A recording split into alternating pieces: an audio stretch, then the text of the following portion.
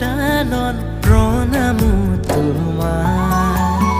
তুমি পিতা, তুমি মাতা, তুমি প্ৰাণৰ দাতা হে।